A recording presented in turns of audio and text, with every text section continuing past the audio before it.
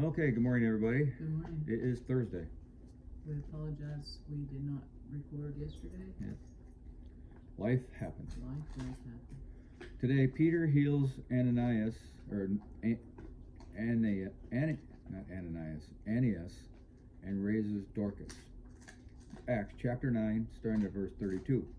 Meanwhile, Peter traveled from place to place, and he came down to visit the believers in the town of Lydda.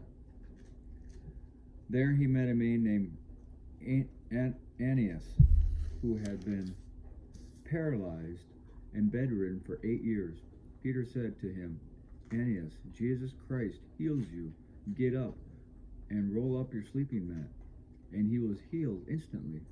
Then the whole population of Lydda and Sharon saw Aeneas walking around, and they turned to the Lord. There was a believer in Joppa named Tabitha, which in Greek is Dorcas.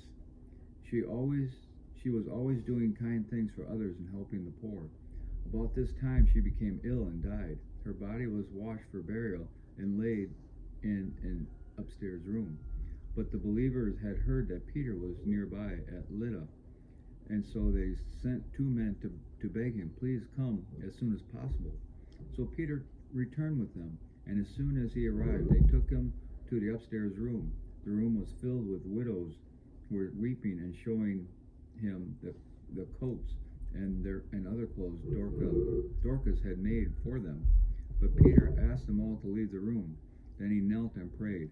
Turning to the body, he said, Get up, Tabitha. And he opened her eyes. When she saw Peter, she sat up. He gave her his hand and helped her up. Then he called the widows and all the believers and presented her to them alive. The news spread throughout the whole town, and many believed in the Lord. And Peter stayed a long time in Joppa, living with Simon, a tanner of hides. And now the commentary. The important harbor city of Joppa sits 125 feet above sea level, overlooking the Mediterranean Sea. Joppa was the town into which the cedars of Lebanon had been floated to be shipped to Jerusalem for use in the temple construction. 2 Chronicles chapter 2 verse 16 and Ezra chapter 3 verse 7. The prophet Jonah had left the port of Joppa on his ill-fated trip in Jonah chapter 1 verse 3. Tabitha had made an enormous impact on her community, always doing kind things for others and helping the poor by making coats and other garments. Acts chapter 9 verse 39. When she died, the room was filled with mourners, very likely many of the people she had helped. And when she was brought back to life, the news raced through the town.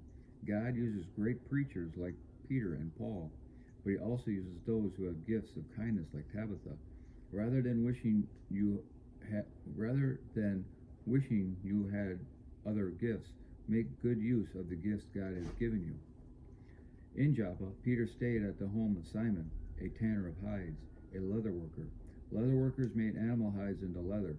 It is significant that Peter was at Simon's house because leather working involved contact with dead animals, and Jewish law considered it an unclean occupation. Peter was already beginning to break down his prejudice against people who were not of his kind and who had customs that did not adhere to Jewish religious traditions. That's probably a pretty good and important point right there. Yeah. I mean, Paul, the Apostle Paul, was, he's going to say that later about how he was excelling through the Jewish, teachers. Mm-hmm. Being, I forgot if he was a Sadducee or a Pharisee. I forgot which one of those groups that he was. I thought he was going to be a Pharisee. So they're very strict in adhering to the Jewish law, and he went out to preach specifically to the Gentiles, who the Jews were not allowed to associate with. And I guess I never really put this together here that Peter, another born and raised Jewish man living in Jerusalem, was here working with leather. Yeah, they can't touch, right? Unless they're freshly killed, like for sacrifices and things, that they can't just, because I imagine they didn't kill everything they had brought to them as a leather worker wasn't fresh. Probably not. You know, I'm pretty sure they probably paid people like they do now. You know, paid people to go out, trap them, and bring them dead bodies to deal with. And so you can see how that. It's interesting how that little point Leather is work brought in. is a nasty type work too. I mean, you have to scrape off the fatty tissue and there's veins and There's a lot of, it's gross. yeah, it it's is. gross. It's a necessary thing to do. It is. But little side note in this particular Bible here is in AD 37 is where these scholars believe this was, or when this was written. It says Caligula becomes the Roman emperor. And I guess history tells us how awful Caligula was, and so just a little side note there of the things that are going on while these apostles are out preaching and spreading the word.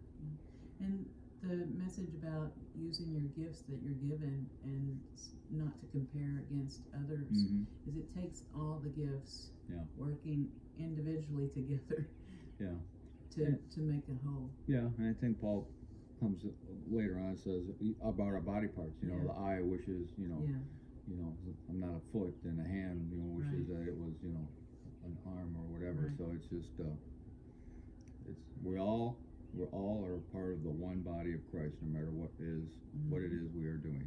That's right. Okay, I hope everybody has a glorious day, and we'll talk to you later.